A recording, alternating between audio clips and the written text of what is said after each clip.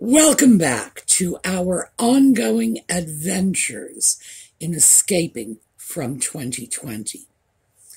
So, today I thought we would talk about getting ourselves back into shape physically, getting exercise, how to do this, how to begin. Because for a lot of us, this is like this huge elephant in the room. I mean, in my case, I've literally turned in to the huge elephant in the room. But it can be very daunting to try to start something like this, especially if you're not experienced, you don't know how to do it, and it's not something that's been a part of your life in the past. So, when we come back, we are going to talk about that.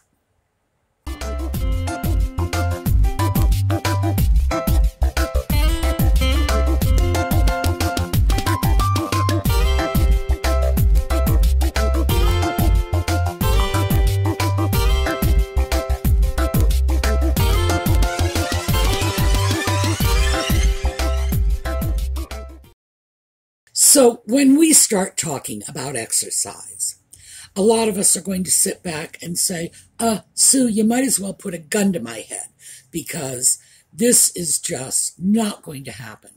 I don't want to exercise. I've never exercised. It's not part of my life. And I don't care if I'm sitting around the house looking like Jabba the Hutt. Well, you do. You know you do. It's just a question of getting yourself into a place where this doesn't look foreign, alien, or punishing. When you can look at this as something you're doing for you. And that's where we're going to start. So, you know my story because I've told you. I used to walk. 2020 came along. I couldn't walk because I couldn't leave my house without wearing a mask. And they would not even let me walk down my own street without a mask on my face, even though I live on a country road that for the mile of my road from where I am going up north, a mile, there are 11 houses, which means my chances of running into someone, especially at 5 a.m. on my street, are really limited. Still, they were serious about it. And for my part, I was starting to look like a pufferfish, you know. I got this mask on and I'm like, and the mask is coming in and out and I'm not getting enough air because it's not normal breathing. You're breathing to hyperoxygenate your lungs because, you know, you're walking and you're picking up speed. And it's not the sort of thing you can do when you've got a whole bunch of cloth covering your face. And on top of that, when the weather began changing, because we went into lockdown in, I think, March, the weather began changing, it started getting warmer, and my glasses were fogging up. And keep in mind, I'm blind with these glasses. So when they're fogged up, I am an absolute danger walking around the streets. It just wasn't happening. And, of course, then the depression and the lethargy and whatever else goes along with that started setting in. And my knees failed. One of them had been replaced just before lockdown. I got so lucky because there had been a break in the surgery schedule, which got me in early. If I had to wait until the surgery was actually scheduled, I wouldn't have had it done because they were not doing elective surgery at that time. But the other knee went into failure. So I have not really walked more than maybe a mile in the last, 3 years. Well, 3 years since 2020. And just like 1 mile. And that for me is a very low level of walking because I was walking 5 miles a day. So walking 5 miles a day is really good for you. And I'm not expecting you to all say, well, yeah, we're all going to walk 5 miles a day. No, that's my eccentricity. But I am going to share with you how I got to that point, because that's not something I just woke up one morning and said, I think I'll go out and walk 5 miles. No, I had to work my way into it. And that's how we're going to get back into exercising again. I'm going to tell you what worked for me. You can use that as your template and then tweak it so that it works for you. So the first thing I decided to do was I needed to take some time for myself. I needed time that was mine. And I know, just as an educator, I know that in order for this to work, it needed to be the same block of dedicated time every single day. So if it was 10 o'clock Monday morning, it had to be 10 o'clock Tuesday, 10 o'clock Wednesday, etc. And that was it. Problem is, I didn't have a period in my day or even my evenings where I could devote an hour to just me, that nothing else could come in and interfere with that.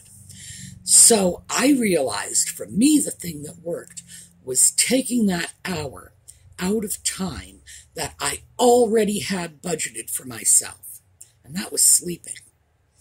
So I decided that I was going to do this at 5 a.m. because 5 a.m. was a good quiet time.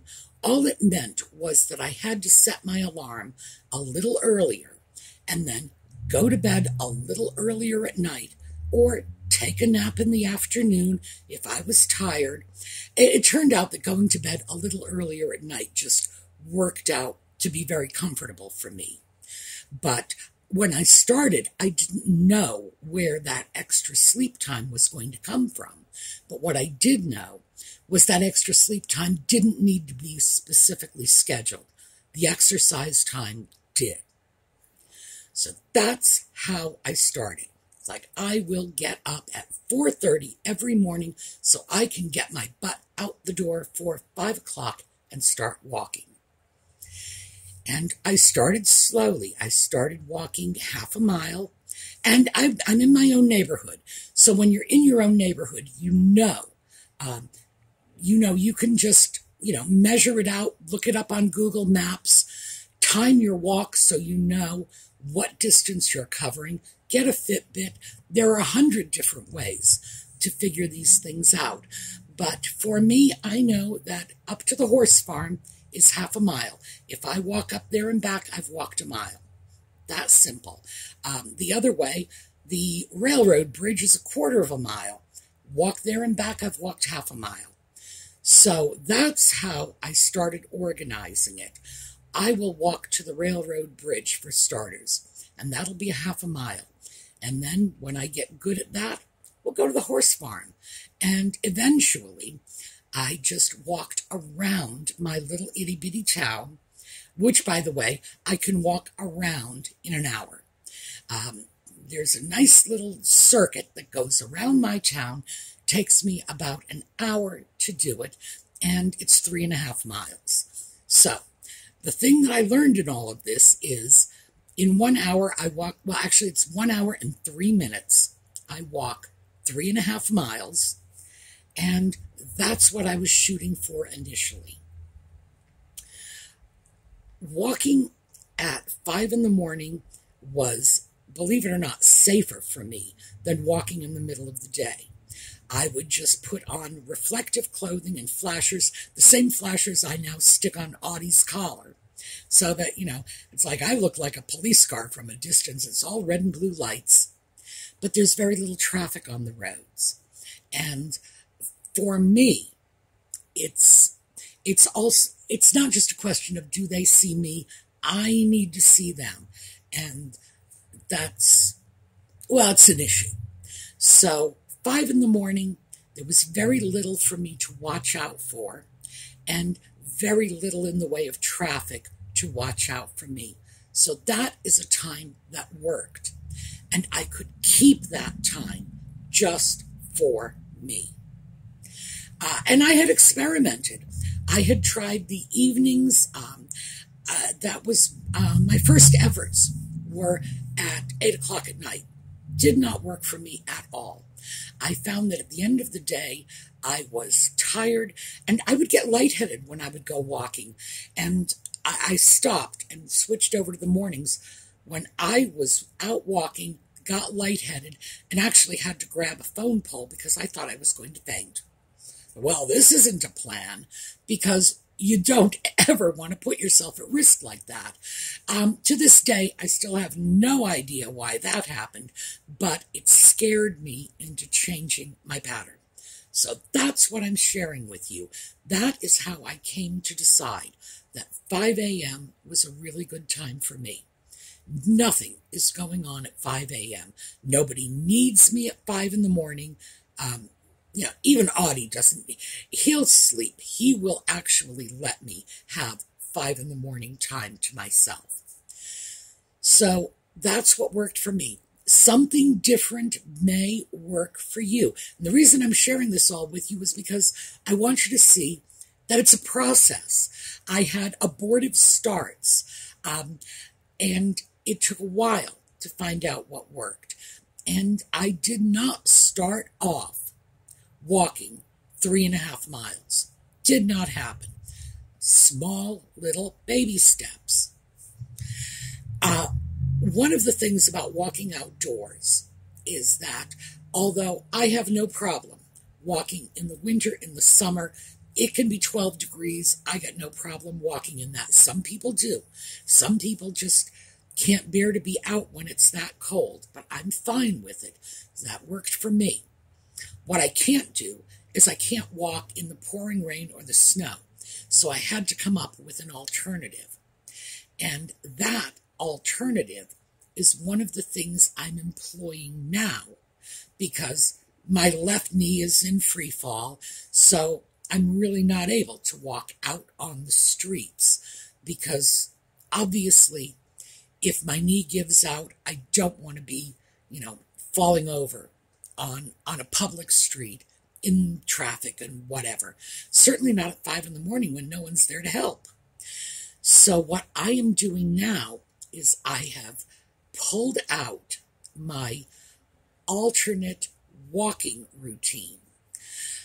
And those are exercise videos. Well, actually, it's one specific exercise video.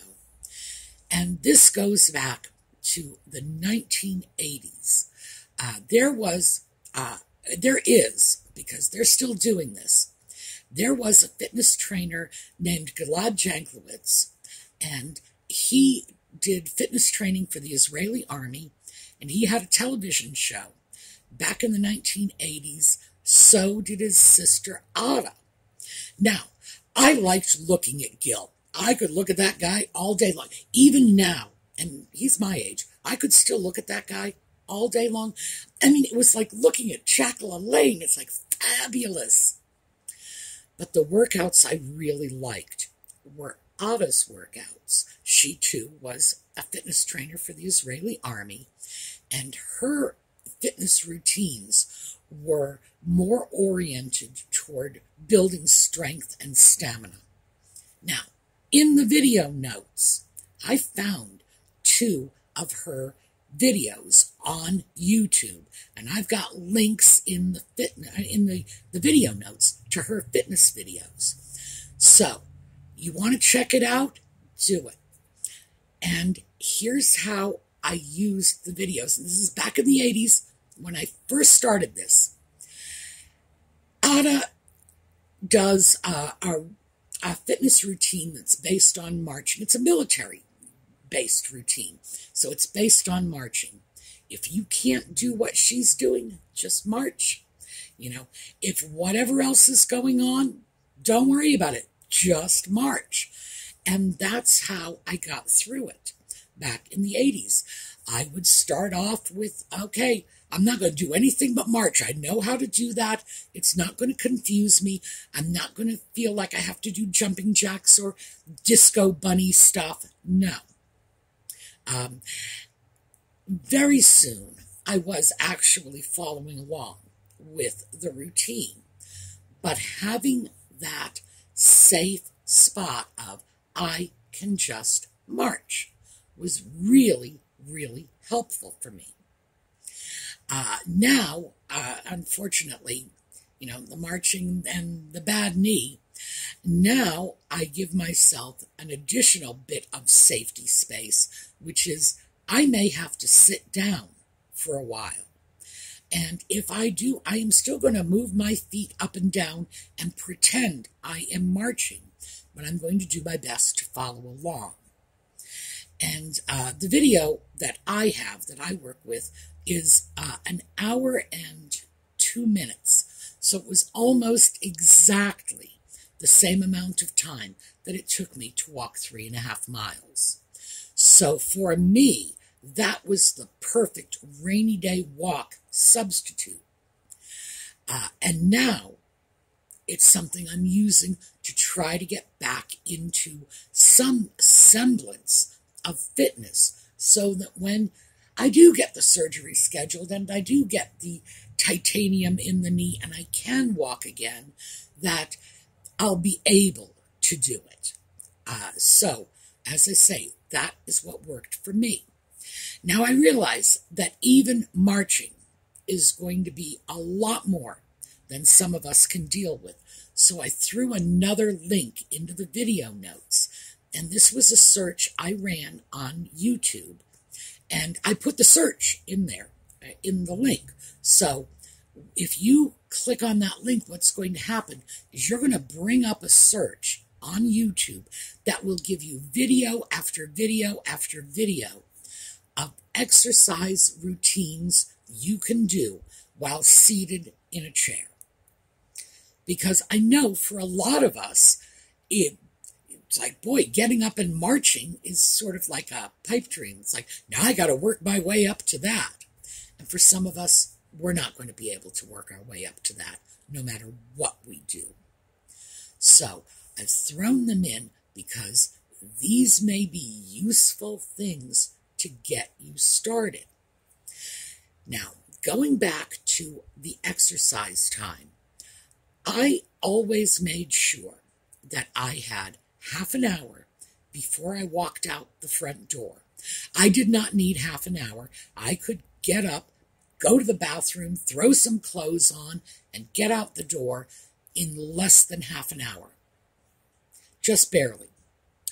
Because I took my dog with me, and initially the dog had a hard time understanding that she needed to have clothing on her. She needed a reflective vest. So even in the summer, she had to have something on her body, a reflective vest and her little flashers. And believe me, after about maybe 2 weeks, the dog was prancing after me, and she would stop and sit in front of me every time I stopped moving, and she'd hold up her little paws so I could put booties on them. She loved it. So in short order, she was just so excited about the process that she would help me get her dressed, which really wasn't a lot of help. It was better when she didn't help. But she would try to put her own sweater on. She would try to put her own booties on. She was a trip, that dog. But I did need to allow a certain amount of time for me to wake up in the morning and get my head into the space it needed to be in, because you can't stagger out your door into the public streets with traffic. Might not have been much traffic. Nevertheless, it's the public street and there's traffic. And if you are still groggy because you just fell out of bed, you shouldn't be walking down the street. So I needed that half hour to get my head, sort of metaphorically removed from the pillow as well as literally removed from the pillow.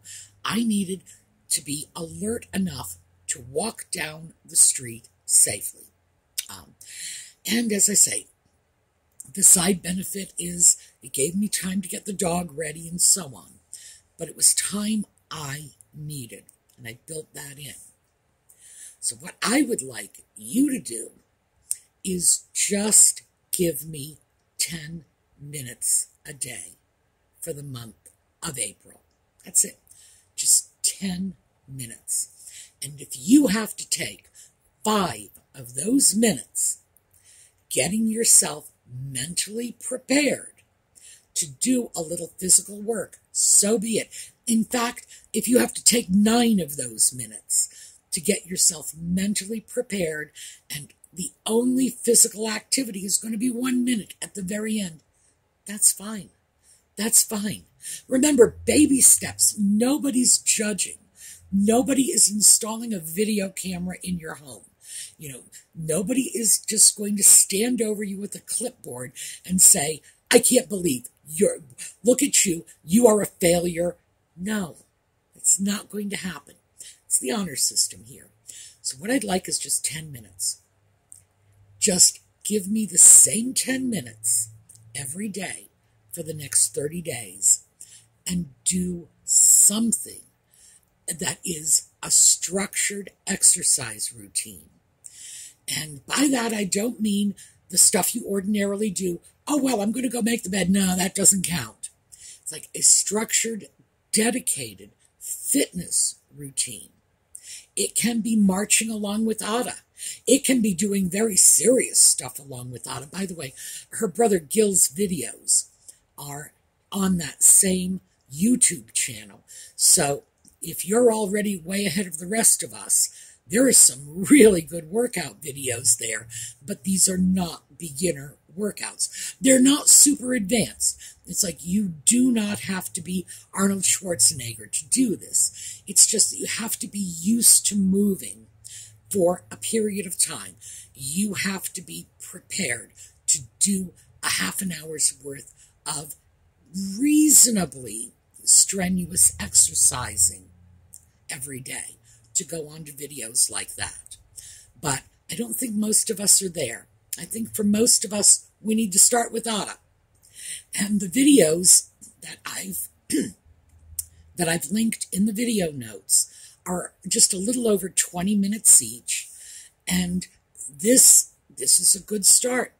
There are a few others on that channel that I think are running more along the lines of 9 or 10 minutes. But then again, it's your choice. You can go over and do the sitting in the chair exercises. Just do this, join me, and the only thing I really am asking that you do is the same 10-minute period every day for the month. So if you start off on Monday at 7 a.m., then it's going to be 7 a.m. for the rest of the month. So think about it and choose a time that's really good for you, a time that will work for you. And the truth is, and I should probably tell you this right now, if you don't believe me about this, spend the first week just choosing 10 minutes whenever you please. And I promise you, by the end of the week, you are going to find that you have not spent 10 minutes every single day. Because as I say, I tell you this as an educator, if you don't plan that time, it won't get done. It will fall by the wayside. 3 or 4 days in, you will forget, something else will come up. You will say, I'll do it later, and later won't come around. But the thing is, even though I'm saying I'm asking you to give me the time, in reality, I'm asking you to give the time to yourself, because this is time for you. This is time when your body's going to be working and your mind's going to be anywhere you want to put it. Your mind can just go wherever you please. This can be the time when you start planning projects, or if you're not that busy, it can be the time that you spend staring out the window, watching the birds fly by, anything you want to do, because it's your time. When I was walking, I would bring my little tiny MP3 player and books along with me, all kinds of books, you name it. Differential equations, that was one of the books I got to keep me company while I was walking. That was a serious mistake. But I would throw in Jane Austen when I just felt like comfort reading, anything I could think. What was it? How to Survive a Robot Uprising. That was one of the more interesting books that I got to keep me company while I was walking. It's your time. It's time you can use for you. And dealing with you is something that our whole generation, and most of us are female, most of us are from that generation, it's almost like that was a sin. We were conditioned socially not to grab stuff for ourselves, not even like that 10 minutes for some self-improvement. It can be hard, but it's also remarkably rewarding once you get a little taste of that. It's like, oh, I can move my body, and I can also listen to my favorite Jane Austen book, or, How to Survive a Robot Uprising, or Differential Equations, or The Cat in the Hat, or whatever. Just whatever makes you happy. As I say, for some of us, it'll be sorting out an upcoming project. It will be thinking about, what do I need to clean the bedroom before I clean the bathroom? Anything. But this is your time for you. Here's the thing. We need to start. And once you start and stick with it for a very little bit of time. Now, it's very hard to force yourself to stay with it at first, but in a very little bit of time. For some of us, that little bit of time will be as short as 2 weeks. For others, it might be a month. It might be 6 weeks. I'm asking you to stay with this for a month because I think for most of us, that's probably long enough to create the habit, to start the pattern and make it concrete for us. Once you actually get into the habit of doing this, it starts to become something you look forward to. It starts to become something that, something will go on in your head and you'll say, oh, I'll wait until my exercise time to think about that. It starts to become your own dedicated time. And we're starting off with only 10 minutes. And as I said, if you need 9 of those minutes to get your mind grounded so that you can exercise for 1 minute, so be it. So be it. Do what works for you. Because eventually that 10 minutes is going to stretch to 15, to 20. And within a month or two, who knows where you'll be? Who knows what you'll be doing? So, I am asking you all to join me in this because you know what the alternative is. And this is probably something I shouldn't say on YouTube. They'll demonetize my channel. But I'm going to say this anyway because I don't want to sugarcoat this. You get to a certain age. I'm at that age.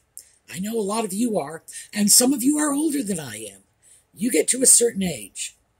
If you don't start getting exercise, you know what the alternative is. I know you do. And personally, I don't want to die. I was rooting for Queen Elizabeth to outlive her mother. And her mother went for over 100 years. I was hoping that the Queen would go for at least 102, 103. I would like, definitely, to go for at least 100 years. And I'm not there yet. But the fact is, if I don't start getting my butt back in gear and taking care of myself, my chances of doing that are somewhere between slim and none. And the same is true for all the rest of you, and I don't want to see that happen. So, let's see what we can do.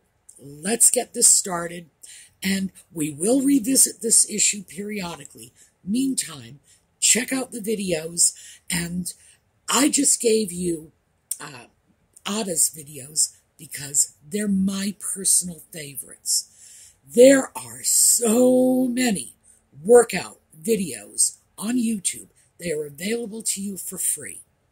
And if there are other things that you remember, from years ago, what was it? Besmata, she had